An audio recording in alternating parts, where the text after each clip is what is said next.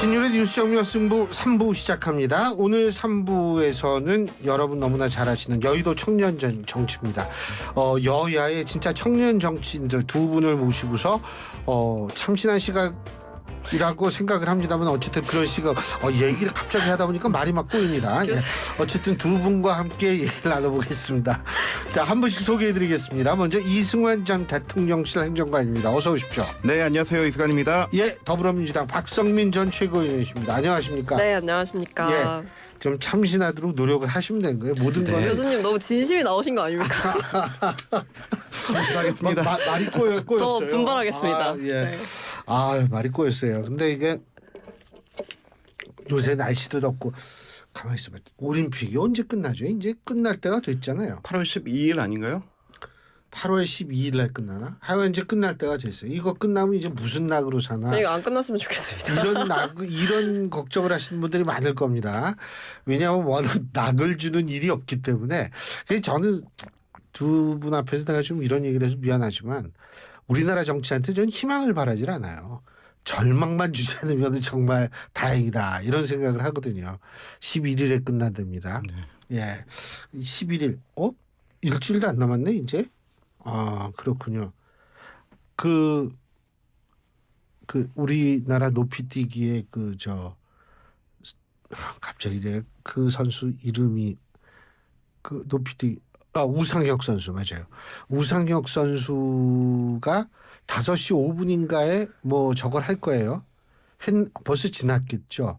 어떻게 잘 했는지 모르겠습니다. 예?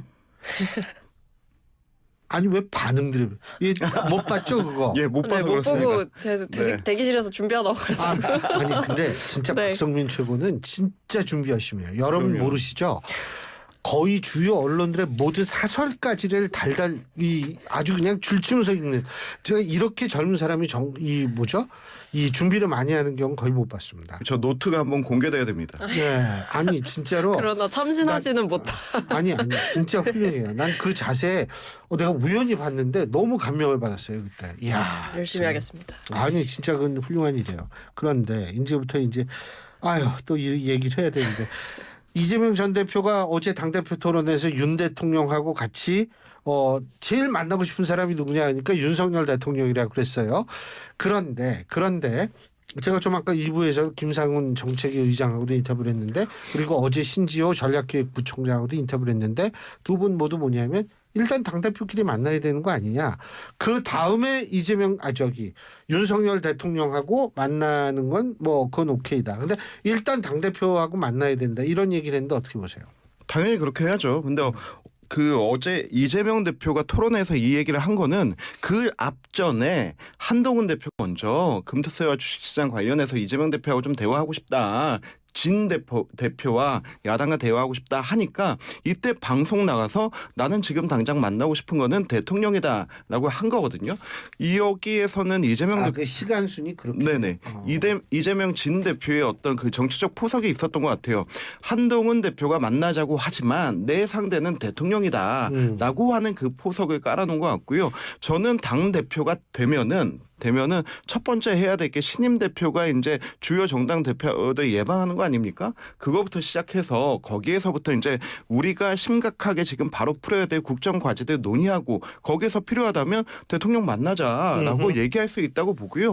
대통령실에서도 당연히 거부하거나 그럴 거 없이 바로 그냥 일정 잡고 만나자라고 할 것 같습니다. 어떻게 보세요? 저는 일단은 이제 민주당이 제1야당으로서 요즘 부각하는 것 중에 하나가 민생 아젠다를 계속 얘기를 한단 말이죠. 경제 관련해서도 그렇고 경제 상황과 관련한 정부의 대처에 대해서도 굉장히 강하게 비판을 하고 그러니까 이런 여러 가지 이야기를 하는 흐름 중에서 이렇게 경제 상황이 심각하니 대통령과 만나서 좀 대화를 하고 이 국면에서 정치가 좀 힘을 발휘해야 된다. 이런 좀 희망사항을 이야기를 하신 것 같아요. 근데 당연한 거죠. 사실 대통령과 어떤 대화를 하고 싶다라는 거 그리고 민생 경제 이런 주제들을 가지고 대화를 하고 싶다라는 거는 지금 국면에서는 제가 봤을 때 좀 당연해 보이고 오히려 대통령께서 먼저 나서서 이런 부분에 대해서 흔쾌히 좀 어떤 조건 없이 뭐 의제 조율이라든지 이런 부분에 대해서 크게 좀 제한을 두지 않고 만나겠다라는 의사를 전격적으로 피력하는 게 필요한 시점 아닌가 싶습니다. 사실 지금 너무 거부권 정국이 장기화됐잖아요. 그러니까 거부권을 계속 이런 방식으로 뭐 행사를 하겠다라고 하고 국회에서는 계속 법안이 통과가 돼도 번번이 이렇게 폐기되는 수순으로 가면 이거야말로 완전 생산성 제로의 싸움이기 때문에 저는 지금은 한번 좀 풀 때가 됐다 이런 생각입니다. 아니 근데 한동훈 대표가 그 만나자고 그랬잖아요. 또 그 토론회 하자. 네네. 금투세요? 금투세 가지고. 네.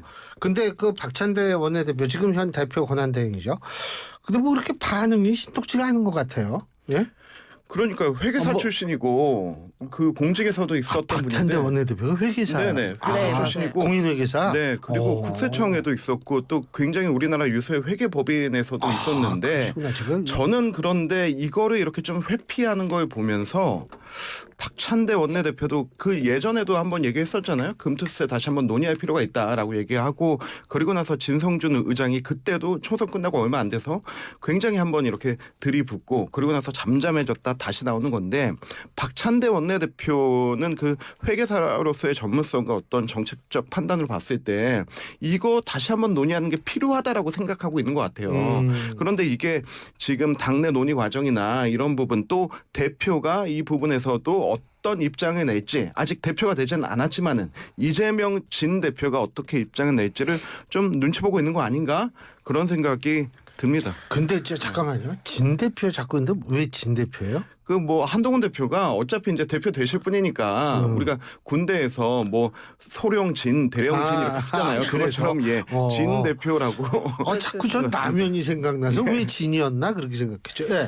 근데 뭐 이렇게 굳이 피한다 이렇다기보다는 어쨌든 당 입장에서는 고민되는 부분이 있을 거예요. 사실 지금 보면 입장이 좀 정리가 안 되고 있는 건 맞거든요. 왜냐하면 이제 당의 정책이라든지 아니면 기재위 쪽에서는 이런 부분에 대해서 일부 보완은 한다고 하더라도 내년에 예정대로 시행을 하자라는 입장이 확고하게 서 있는 거고 다만 이재명 대표 후보께서 지금 이제 토론회나 이런 데서 말씀하시는 것들을 보면 이제 금투세를 좀 뭐 완화하거나 유예해야 된다 이런 입장이 아주 확고하시다 보니까 이게 어쨌든 당대표가 될 것으로 아주 유력하게 점쳐지는 분이 이렇게 말씀을 하시니 점쳐진다라는 표현은 좀 그렇죠. 왜 네. 점이라는 건 이렇게 될 수도 있지 않을까? 그게 점치는 건데. 네, 뭐 어쨌든 뭐 거의 확정적이죠. 거의 확정적인 분이 이렇게 말씀을 하시니 당 입장에서는 좀 고민되는 부분이 있을 겁니다. 근데 저는 개인적으로 그런 생각이에요. 이재명 대표를 설득을 하든가. 그러니까 당에서. 왜냐하면 정책이나 이런 데서 이유를 갖고 반대를 하고 입장이 있는 거잖아요. 그리고 이 금투세 관련한 논의는 아주 오래된 논의고 당이 사실은 이 시행 시점 자체를 완화한 그 이력도 있기 때문에 저는 이런 부분에 대해서 좀 너무 머뭇거릴 이유는 없다. 차라리 이제 우리 안에서의 입장 정리는 좀 확실하게 하는 게 좋지 않을까라는 생각입니다. 근데 저는 이 부분에 대해서는 어차피 이재명 대표의 의중대로 민주당이 흘러가겠지만 민주당 안에서도 이 금투세가 얼마만큼 영향이 있고 중요한지를 가장 잘 아는 사람 중에 한 명은 이재명 진 대표라고 생각하기 때문에 왜냐하면 이재명 대표가 지난번에 대선 지고 나서 재보궐로 이제 국회의원 당선되고 재산 등록하고 한 거 보고 모두가 깜짝 놀라지 않았습니까? 국방이 배정받아서 갔는데 국방관련 주식만 2억 3천만 원이 있었어요. 근데 그때 이제 많은 사람들이 했던 얘기가 대선 지고 온 민주당 당원들이 다 멘붕에 빠져 있는데 이때 주식할 정신이 있었냐 할 정도로 저는 주식에 진심인 분이라고 생각하기 때문에 이 부분 관련 개미 투자자의 심정은 이재명 대표가 가장 잘 알고 그대로 가지 않을까 생각합니다. 근데 이게 사실은 저는 진성준 의장 얘기도 맞아요. 금투세에 해당되는 퍼센테이지는 진짜 한 줌도 안 돼요. 뭐 1.0%라고 추정하고 있죠. 1.0이 안 될 거예요. 아마. 근데 중요한 거는 그분들이 큰 손들이잖아요. 세금 물리겠다 그러면 이분들이 쫙 빠져나갈 거라고요. 그러면은 이제 개미 투자자들이 손해를 볼 수 있는 상황이 초래될 수 있다는 거죠. 주가가 뭐 폭락까지는 아니라 떨어진다든지. 영향을 줄 수 있다. 그러고 또 하나는 뭐냐면 그 돈이 어디로 가겠어요? 어디로 갈까? 뭐 어렵잖아요. 우리나라는 부동산으로 많이 갈 수가 있으니까 부동산이 또 폭등할 수가 있다. 뭐 이런 하여간 측면을 우려하기 때문에 민주당 내에서도 이게 여러 가지 얘기가 나올 수밖에 없을 것 같아요. 근데 어쨌든 그러면은 좀 진지하게 한번 고민하는 모습도 좀 보여줄 필요는 있을 것 같다는 생각이 드는데. 그죠? 네. 근데 자, 내가 한 가지 여쭤볼게요. 이거 좀 다른 얘기인데 그 윤석열 대통령이 휴가를 갔는데 김건희 여사가 이게 부산인가요? 부산 맞죠? 네네, 비공개로 부산 부산 방문하신 거 가서 아닌가요? 깜짝 방문을 해가지고 이제 그 하는 거. 근데 뭐 저는 나름대로 신선해 보이더라고요. 어떻게 보세요? 근데 모르겠습니다. 저는 이미 이제 좀 삐뚤게 보고 있는 것인가라는 생각이 들긴 하는데 사실 대통령 부부의 휴가 일정이나 어떤 모습으로 휴가를 보내고 있는지는 이미 국민들의 관심사는 아닌 것 같아요. 왜냐하면 일단 조금 한가해 보인다라는 생각이 있어요. 실제로 이제 좀 비판을 받았던 부분 중에 하나가 이렇게 국내 증시가 굉장히 갑자기 폭락을 했잖아요. 최대치로. 근데 그 국면에서 뭐 정책실장이나 이런 분들은 뭐 휴가 반납을 하고 뭐 상황 관리를 하겠다라고 했지만 어쨌든 휴가 복귀를 해야 되는 거 아니야. 대통령이 이 정도 사안이면 아니면 뭐 휴가를 떠나기 전에 어떤 국내 경제 상황이나 이런 게 안 좋으면 사실 휴가를 반납하는 방법도 있거든요. 뭐 문재인 전 대통령 같은 경우에는 뭐 폭염 대책이나 아니면 방역 대책 이런 것 때문에 휴가를 반납하는 일도 많았어요. 근데 이렇게 상황이 안 좋은데 이제 휴가를 가서 뭐 약간 좀 한가로워 보이는 그런 모습들이 국민들 앞에 보여지는 게 뭐 그렇게 좋은 광경은 아닌 것 같다라고 생각합니다. 휴가 갈 때 돼서 휴가 대통령실 네. 계셨으니까. 네.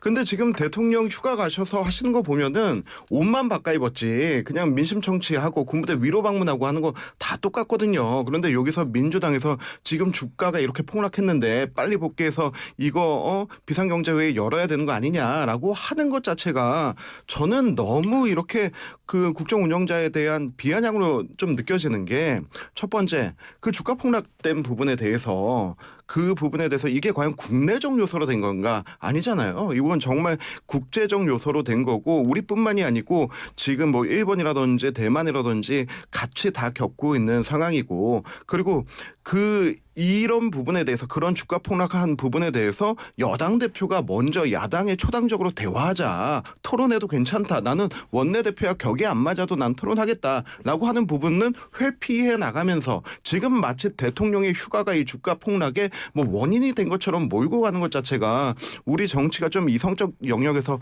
벗어났다고 생각하고요. 저도 이 부분에 대해서 뭐 비판 야권에선 할 수 있다고 생각하는데 그 대통령께서 통영시장 방문하고 군부대 방문하고 이런 부분들 저는 근데 솔직히 대통령께서 이번 휴가는 그냥 아무것도 안 하고 그냥 완전히 차단된 상태에서 그 후반기 국정 운영 하셨으면 좋겠다. 나는 그런 생각은 개인적으로 가지고 있었는데요. 그렇게까지라도 해서 뭐 통영시장 다시 한번 활성화시키고 힘들어하는 군인들 위로하고 한다면 그것 역시 통수권자이자 대통령으로서의 책무 아니겠는가 생각합니다. 근데 뭐 대통령이 휴가 가서 주가가 폭락했다 이렇게 보는 거는 아니고 이제 그런 부분을 지적하는 거죠. 이 정부의 이 위기 대응 능력이라는 것에 대한 신뢰가 사실은 거의 좀 많이 떨어진 상황이라고 생각해요. 저는 이제 이 정부 들어서 어떤 사회적 참사나 사회적 재난에 대응하는 그 정도나 아니면 대처하는 속도나 아니면 구체적으로 내놓는 해결책들이나 이런 것들이 굉장히 미비했던 적이 많았기 때문에 이 정부가 과연 이 위기 관리 능력이 있는가라는 질문을 저는 할 수밖에 없다고 생각을 하고 이 주가 폭락 사태의 조짐이 보였던 지난 2일에도 이제 대통령실 관계자가 그냥 일시적인 현상이다 이런 식으로 치부하고 넘어간 게 또 드러나기도 했단 말이에요. 그랬기 때문에 결국 대통령실 자체에서 이런 상황의 조짐이 보여도 뭔가 심각하게 생각을 하지 않았고 그리고 사태가 벌어진 뒤에도 이렇게 위기를 좀 빠르게 대처하고 수습하려는 모습이나 아니면 국민들께 좀 제대로 된 이야기를 할 수 있는 준비가 별로 안 된 것 아니냐 이런 생각을 할 수밖에 없는 거죠. 근데 뭐 어쨌든 대통령실 있었을 때 우리 이승만 위원장 저기 휴가 갔었어요 그때 여름에? 휴가 갔었죠. 휴가 갔었고 아기가 어리잖아요. 네, 뭐 그래서 뭐 갔었고 그런데도 그 중간중간에 어떤 현안들이 터지거나 그러면은 뭐 심지어 뭐 주말은 다 근무하는 거 다 알고 있으니까 근데 뭐 가족사 중요한 거 있거나 그래도 다 반납하고 그렇게 했었죠. 그래서 가장 안전한 휴가는 대통령 휴가 일정에 맞추는 일정이었죠. 아니 모든 정권을 초월해서 대통령실 예전에 청와대죠. 청와대나 대통령실에 계신 분들은 오래 근무하면 진짜 이빨이요. 예? 그렇죠. 다 나가는 분들이 엄청 많아요. 저 4개 빠졌습니다. 그죠? 네. 저는 턱이 좀 안 좋아졌었어요. 아니 입을 사실 꽉 다물다 보니까. 이게 청와대에 계신 분들이 이빨이 없는 분들이 많아요. 진짜 많이 그만큼 그렇더라고요. 힘들. 그러니까 네. 그 많은 청취자 여러분들은 아유 뭐 거기 가면은 뭐 삐껍한 척하고 좋을 거라고 생각을 하는데 거기서 일하시는 분들이 정권을 막론하고 그렇게 힘들다. 그리고 그러니까 그래도 우리나라가 이 정도로 조금씩 앞으로 나가고 있다. 저는 그분들 참 아주 뭐 대통령실에 계시거나 아니면 청와대에 계셨 분들이나 다 훌륭한 분들이라고 생각을 해요. 이게 또 오해하실까봐 말씀드리고 하면은 생리가 빠지는 경우는 정말 드물게 이제 몇몇 분들이 있고 이렇게 보통 뭐 크라운시거나 이런 분들 있잖아요. 피로가 누적돼서 잇몸이 주저앉으면 그렇죠. 그러면 그 크라운시고 이런 부분들이 많이 빠지더라고요. 맞아요. 그게 잇몸이 나가기 때문에 이빨이 빠지는 거죠. 턱 괜찮아요 지금? 네, 뭐 보통 이제 그렇게 일을 그게 열심히 할 젊은 사람도 때는 그렇게 되는구나. 일을 할 때는 좀 저도 모르게 이렇게 꽉 다무는 게 있었나 봐요. 그래서 병원 갔더니 왜 그렇게 이를 악물고 일을 한 겁니까? 아니면 이를 갈면서 일을 한 겁니까? 뭐 악물고 하다 보니까 이가 갈린 거겠죠. 지금은 뭐 괜찮습니다. 그래요. 그러면 3부는 여기서 줄이고 계속해서 4부에서 두 분과 얘기 나눠보죠. 신율의 뉴스 정면 승부 4부 시작합니다. 3부에 이어서 여의도 청년 정치 계속 이어갈 텐데요. 지금 이 자리에는 이승환 전 대통령실 행정관 그리고 더불어민주당 박성민 전 최고위원 두 분과 함께하고 있습니다. 자, 이게 있잖아요. 내가 오늘 2부에서도 그 김상환 그 정책위 의장하고 인터뷰를 했었는데 여야정 뭐 협체 좀 만들고 뭔가 좀 이제는 좀 뭐 정책을 가지고 얘기를 하려는 듯한 느낌은 보여요. 정부대 솔직히 그 이유 뭐라 그런지 아세요? 왠지 아세요? 이게 모든 지금 비난의 화살이 국회를 꽂히고 있어요. 지금 국회를 탄핵하자라는 얘기까지 나오거든요. 근데 국회는 탄핵을 못합니다. 그냥 그대로 쭉 가는 거예요. 그냥.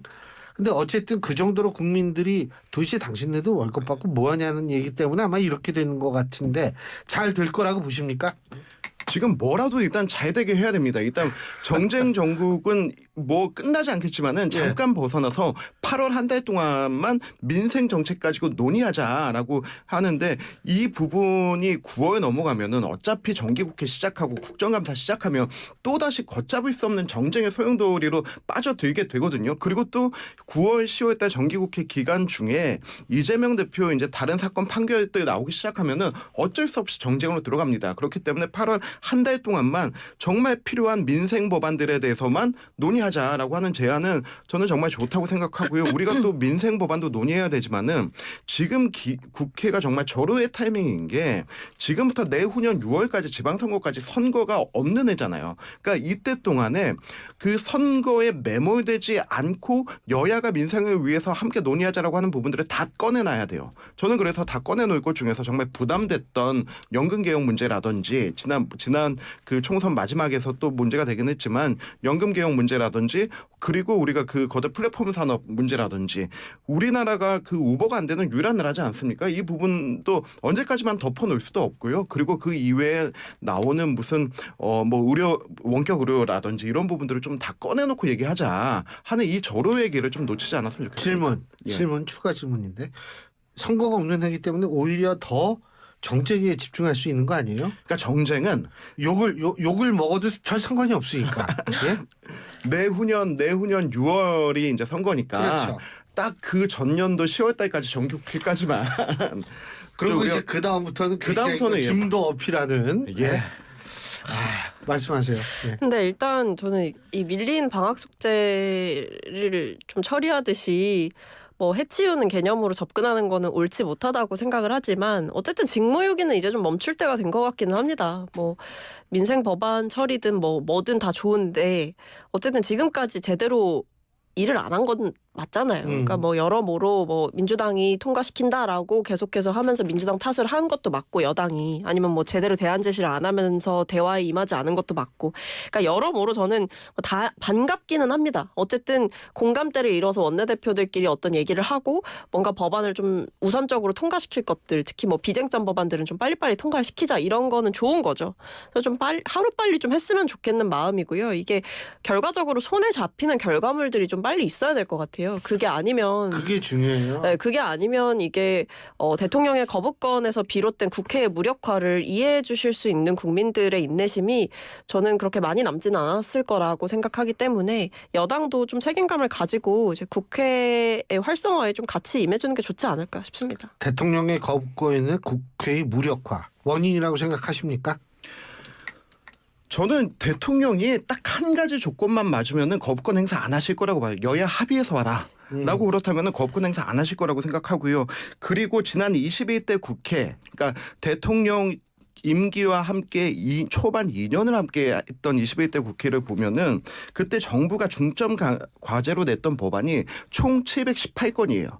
이거 그냥 정부가 국민 민생을 위해서 이 법안 해달라라고 했던 건데 이 중에서 처리율이 48%밖에 안 돼요. 그러니까 절반은 전부 다 임기 만료 폐기됐어요. 모든 정쟁 가운데 정부가 좀 일 좀 해보겠다고 했던 모든 법안들을 절반을 잘라서 그냥 못하게 해버린 거거든요.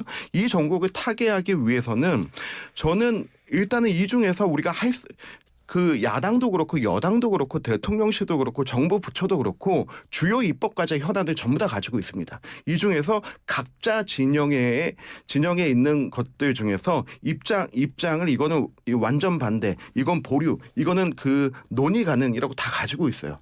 정말 여야정 협의체에서 이거 한번 다 꺼내놓고 우리 가능한 거 먼저 100개 먼저 해보자. 뭐 100개든 200개든 먼저 해보자라고 그 꺼내놓고 시작하는 게 이번 정기국회를 시작하기 전에 여야가 할 수 있는 국민께 대한 최소한의 도리가 아닐까 생각합니다. 근데 이게 뭐 말이 좋아서 여야 합의한 법안에 대해서는 거부권 행사하지 않겠다라는 거지 사실상 지금까지는 대통령실이 저는 여당에 오더를 줬다라고 생각해요. 그러니까 일종의 지령을 내리는 방식이었다. 그러니까 어떤 여당 내부에서는 합의를 할 여지가 있음에도 불구하고 대통령실에서 생각하는 또는 대통령이 생각하는 넘어서는 안 되는 선이 있다라고 한다면 이제 여당 자체에서 아예 움직일 공간이 없었던 걸로 보여지거든요. 근데 그동안은 그럴 수 있었겠죠. 왜냐하면 대통령의 힘이 그리고 대통령과 당의 관계가 굉장히 셌고 또 수직적이었고 그랬기 때문에 대통령께서 어떤 제왕적 대통령의 권력으로 좀 그동안은 살아오셨겠지만 어쨌든 이번에 한동훈 호가 새롭게 출범을 했고 친윤 의원들이 어떤 당내에서 영향력을 크게 행사할 수 없는 환경도 됐고 그리고 민심이 무섭다라는 것을 총선 참패라든지 이번 전당대회 국면을 보시면서 알았다고 한다면 이제는 당에 좀 여지를 주셔야죠. 당에서 결정을 하고 당에서 결정할 수 있는 부분 또는 협의할 수 있는 부분들은 여당이 충분히 움직여서 협의를 할 수 있도록 저는 공간을 좀 열어줘야 된다. 그러니까 대통령이 계속 다 쥐고 가시려는 것은 욕심이다. 이렇게 생각합니다.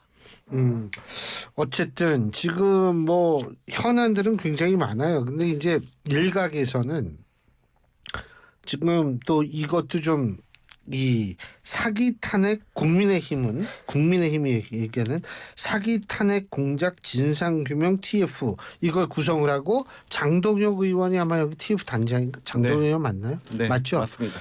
단장을 맡고 있는데 이게 지금 이제 일종의 그 계속 연이은 탄핵 일주일에 한 번 꼴이더라고요. 제가 계산해 보니까 거기에 맞서는 어떤 그런 것 같은데 어떻게 보세요?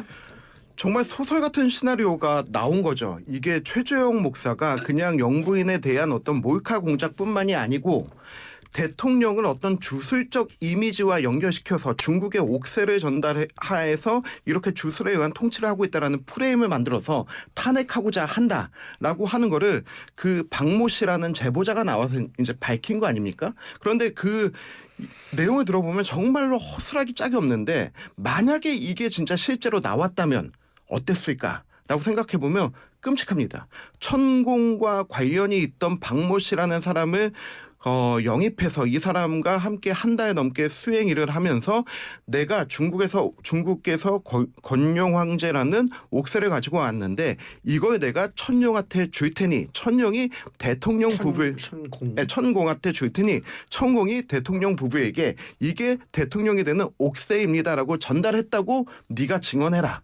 라고 시나리오를 짠 거 아닙니까? 그런데 이게 영상까지 다 만들어 놨는데 그런데 그 마지막에 이 박모 씨라는 사람이 신변 보호를 요청하고 하니까 이거 방송할 수 없다. 뭐 이렇게 나가서 제보가 되게 된 거 아닙니까? 정말 말도 안 되는 얘기죠. 말도 안 되는 얘기인데. 근데 서울의 소리 측은 지금 그 국회의원 정치인하고 그걸 보도한 언론을 전부 명예훼손으로 고소장을 지금 이미 냈잖아요. 잘 됐죠. 자기네는 네. 억울하다는 거죠. 네, 잘 됐죠. 그러니까 고소 냈으니까 수사가 들어가면 되는 거죠. 그래서 저는 그 부분에 대해서 최재형 목사도 그 옥새를 들고 있는 사진까지 있었고 방송을 촬영했다는 것을 부인하지 않았고 첫 번째 옥새에 대해서 물어봤을 땐 모른다고 하더니 두 번째 다시 얘기해서는 자기가 그때는 대답을 잘못했다. 알고 있다. 방송 제작된 건 맞다라고 시인한 거 아닙니까? 그렇기 때문에 저는 이런 부분이 말도 안 되는 시나리오인데 만약에 실제로 방송이 됐다면 또 야당과 야권 정부에서 어떤 프레임을 가지고 왔을까?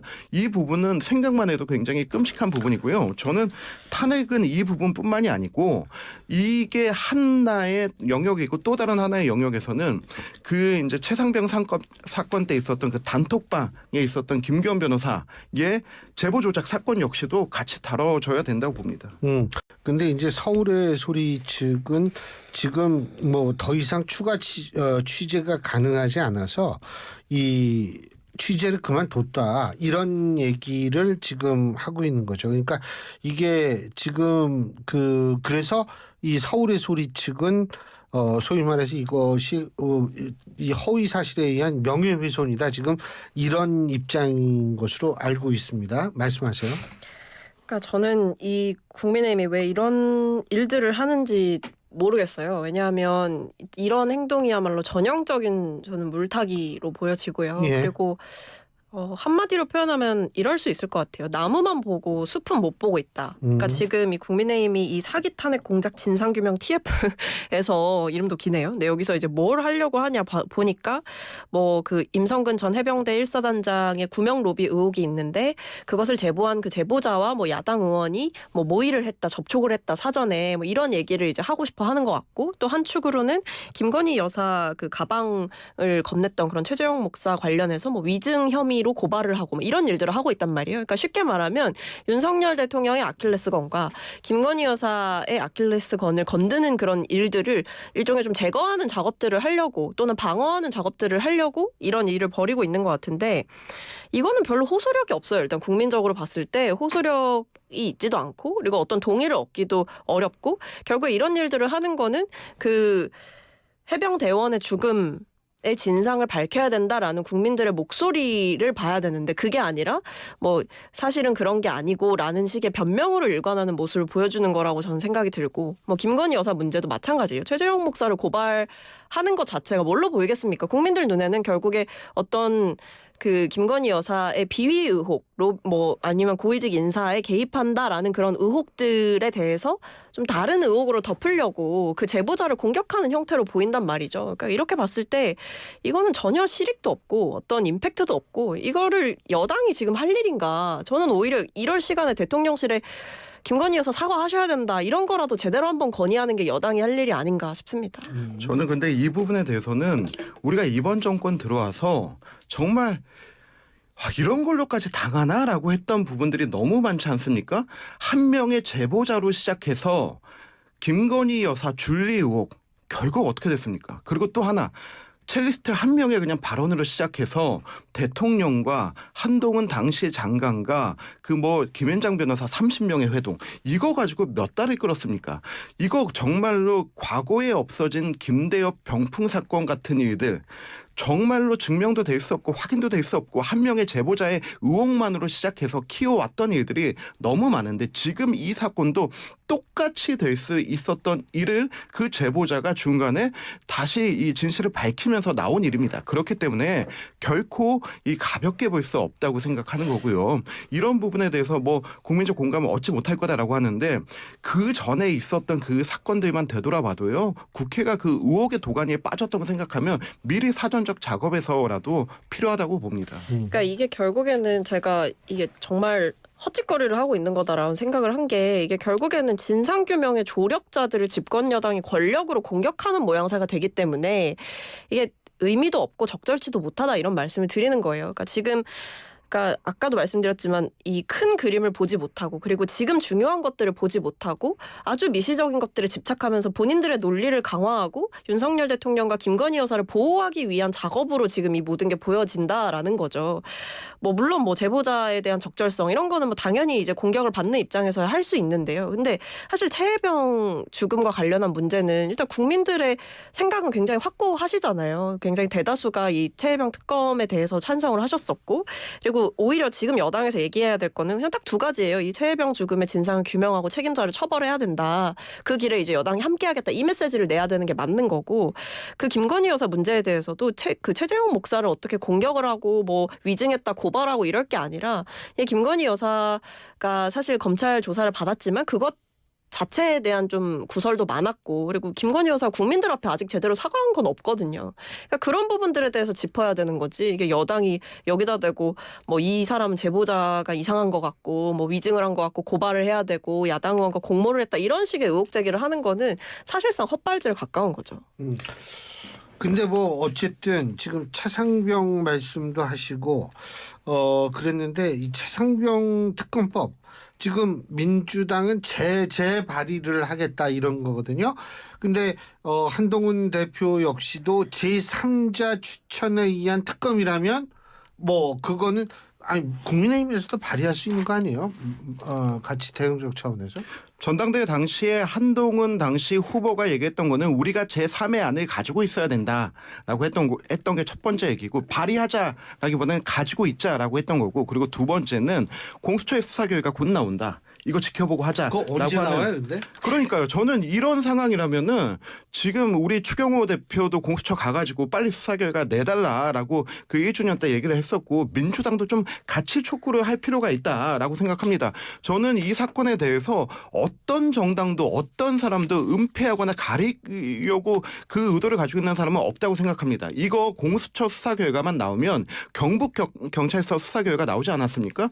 그리고 뭐 박정훈 단장은 지금 재판받고 있지만은 그거는 차치하더라도 두 가지 수사 결과를 가지고 국회가 그거를 전부 다 보고 국조도 요청하고 국조에서도 안 풀린다라고 하면 특검하고 할 수 있는 모든 방안을 다 쓰자는 겁니다. 그런데 지금 이제 공수처가 정말로 수사 속도 내고 있고 관련 사람들의 통화 기록까지 다 가지고 있는 이런 상태에서 다시 한번 특검을 또 같은 내용으로 더 악법을 강요한 내용으로 내겠다라고 하는 거는 이거는 정말로 진실 규명이 아니고 의혹만 더 키워가자라고 생각하기 때문에 민주당이 이재명 대표 당대표 뭐 진께서 당대표에서 확정되시면은 공수처 한번 찾아가서 빨리 내달라 이게 여야의 의견이다라고 한다면 더 이상 이게 지체되거나 늦춰질 이유가 없다고 봅니다. 지금 공수처 얘기했는데 갑자기 생각나는 게 검찰이 요번에 그 통신 기록 조회한 거, 기록 조회가 아니에요. 통신 조회합니다. 네. 기록 조회는 A라는 사람이 누구랑 전화를 했는지 쫙 뽑아보는 통신 기록 조회고, 요거는 그 번호의 소유주와 주민등록번호 요거 하나가 뭐더라? 3개만 나오는 거거든요. 근데 그거 어떻게 보세요, 그거? 그러니까 저는 좀 과했다고 생각하고 매우 부적절했다고 생각을 하는데 뭐 사실상 지금 뭐 얘기 나오는 게 거의 민간인 사찰 아니냐 이 정도면 이렇게까지 얘기가 나오거든요. 왜냐하면 관련자들은 조회할 수 있죠. 근데 조회를 한다고 하더라도 그것은 굉장히 제한적으로 돼야 되는 게 맞는 거지 않습니까? 근데 보면 지금 뭐 의원들 그다음에 당직자들, 보좌진들 다 뭐 포함하고요. 그다음에 기자들 포함됐어요. 근데 기자들 플러스 기자들의 지인, 기자들의 친척, 기자들의 가족 이런 분들까지도 뭐 포함이 됐다라고 하고 지금 뭐 민주당 의원분들 중에서는 뭐 어디서 이제 가게 하고 있는 내 친구까지 뭐 포함이 됐다더라, 조회를 했다더라 이렇게까지 얘기가 나오고 있단 말이에요. 그러니까 그렇다고 한다면 검찰에서 좀 명확하게 입장을 밝혀야 되는 거죠. 왜 이 정도의 대규모로 그리고 어떤 기준과 어떤 원칙을 가지고 이 대규모로 이 조회를 했느냐 이거를 당연히 물을 수밖에 없는 것이고 이게 검찰의 권력을 사실상 남용한 거 아니냐. 검찰의 공권력을 이용해서 어떤 민간인들에게 사실상 사찰로 느껴질 수 있는 행위들을 한 것 아니냐. 그리고 심지어 그것을 원칙적으로 이제 30일 이내에 통보하지 않고 한참 시간이 지나서 거의 7개월 만에 이제 통보를 한 거잖아요. 위법은 아니에요. 위법은 아니지만 어쨌든 법의 취지에는 그렇게 적합하다고 보기가 어렵죠. 근데 이런 부분에 대해서 납득할 만한 어떤 설명을 내놓는다기보다는 그냥 우리는 법적으로 뭐 문제될 게 없이 했다 이런 입장이기 때문에 더 질타를 받는 것 같고 여기에 대해서는 뭐 국민의힘에서도 거의 지금 쉴드가 불가능한 상황으로 보여지더라고요. 국민의힘 의원들조차도 좀 제한적으로 행해지는 게 맞다라고 입장을 내시는 분들이 있는 걸 보면 검찰이 이번에 너무 저는 많이 나갔다 이렇게 생각합니다. 예. 그 쉴드가 불가능한 게 아니고요. 이거를 가지고 싸우면 정말 못난이 싸움이 됩니다. 왜 그러냐면 저도 3년 전에 이제 대선 캠프 뛸 때 그때 공수처가 국민의힘 국회의원들 그 89명하고 기자들하고 다 털었어요. 2023년 1월일 거예요. 네, 그때 제가 저도 확인해 보니까 다 털려 있는 거예요. 그래서 왜 도대체 나를 이랬을까라고 생각해봐도 아직도 모르겠어요. 근데 2022년이고요. 네, 근데 그때 생각해 보면 그때는 그렇게 공수처에서 그때 무소불위의 공수처라고 하지 않았습니까? 통신 기록을 다 털어도 통보도 안 해줬어요. 그냥 자기가 직접 통신사에 확인을 해야지만 그래서 2022년 7월에 이 법규가 법규정을 만들어진 했지 거예요. 않습니까? 만들어서 그래서 해준 건데 네. 근데 여기에서 그때 그 이재명 당시 민주당 대선 후보도 공수처가 적법한 절차에 의해서 한 걸 가지고 사찰이라고 하면 안 된다라고 하면서 오히려 공수가 바뀌었었거든요. 근데 지금 민주당이 이거에 대해서 얘기하는 것 중에 아주 큰 차이가 하나 있는 게 뭐냐면 민주당은 이때 당시에 김만배 신앙님 그 여론조작 사건에 대해서 수사를 할 때 이게 민주당 관련 인사들 한번 다 털어보자라고 하고 검찰이 턴 게 아니잖아요. 김만배 신앙님 그리고 주요 그 참고인들의 휴대폰 통화 내역을 보고 이 사람과 그 중요한 시점에 통화했던 사람들이 누구냐라고 해서 타고 내려간 게 처음에가 이제 통신기록 확보를 한 거고 그 다음에 그 첫 번째는 그냥 통신사에서 이때 통화한 사람들 번호 주세요라고 해서 번호만 알고 있었던 거고 그리고 그 다음에 이 번호의 주인이 누군지 통신 그 내역 확인을 해가지고 이 번호의 주인이 누군지를 확인한 겁니다. 근데 정말로 문제가 된다면 세 번째 단계가 통신 영장을 청구하는 거 아닙니까? 그래서 누구와 통화했는지 무슨 내용을 했는지 통신 그게 내역을 이제 통신 기록이죠. 그것까지 간다면 정말로 검찰이 이 민주당 얘기대로 미친 짓을 한 거죠. 하지만 거기까지 간 게 아닙니다. 정말로 이게 그냥 그물망 던지듯이 민주당 관계자들 중에서 김만배 신앙님과 통화한 사람 찾은 게 아니고 김만배 신앙님과 통화한 사람들 중에서 확산돼서 나간 거고요. 아직 이걸 가지고 통신 영장이 나간 거나 한 건 아니기 때문에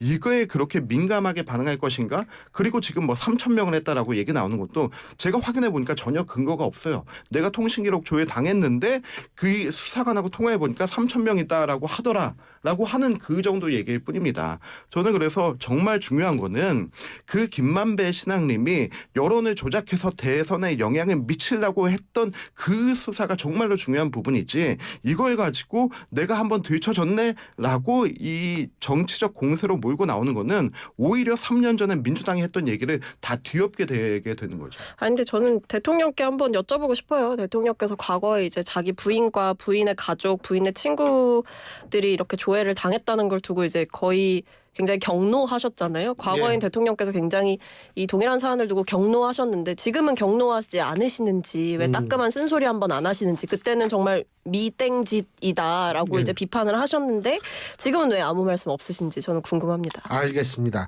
그 궁금증이 다음 주까지 풀릴지 우리가 한번 지켜보죠. 오늘 두 분 말씀 여기까지 듣겠습니다. 고맙습니다. 감사합니다. 예, 지금까지 이승환 전 대통령 기승전관 더불어민주당 박성민 전 최고위원 두 분과 함께했습니다.